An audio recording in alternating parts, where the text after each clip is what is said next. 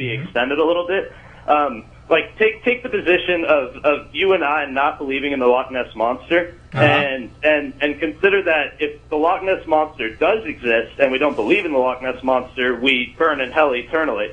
However, if we don't believe in the Loch Ness Monster and he doesn't exist, then we're okay. Oh, so what you're doing... From a theoretic standpoint, and the two of you being middle-aged, slightly overweight men, wouldn't it be better for you to play it safe? I don't know that he actually qualifies for the slightly overweight, but what you're actually... quite a bit. What you're actually doing with that is making an appeal to Pascal's wager, which is basically saying that, you know, if the Christian is right, and by the way, I don't believe for a second that you're an atheist, but if the Christian is right... Or that we're at the Richard Dawkins then they get to go to heaven forever, and they've lost nothing. But if we're right, nobody's lost anything because we're all dead. And Pascal's wager fails on every single level. It's a false dichotomy. It ignores all the other possible religions. It ignores other heavens. It ignores other hells. It makes the claim that worshiping, believing, costs you nothing when that's not true. If this is the one and only life you have, then every minute that you've spent believing, worshiping, every dime that you've spent in deference to a God is wasted. So there's not a no-loss situation at all.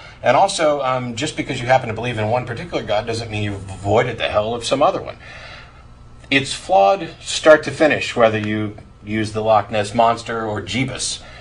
It doesn't make any difference. And by the way, it also makes a couple of other presumptions. One, it presumes that belief is subject to the will, and that by determining that you're in a safe bet situation, you can go ahead and choose to believe as kind of like a covering your ass thing, which also makes the presumption that this God that you're believing in is silly enough that he'll buy into your covering your ass conclusion. Pascal's wager is one of the most ridiculous things. As a matter of fact, when anybody starts emailing to have a conversation with me outside of the show, the first thing I tell them is, I'll have any conversation, I'll consider any evidence you present for the existence of God, I'll have whatever discussion you want, using whatever definitions you want. But the second you bring up Pascal's wager, the conversation's over. And so goodbye.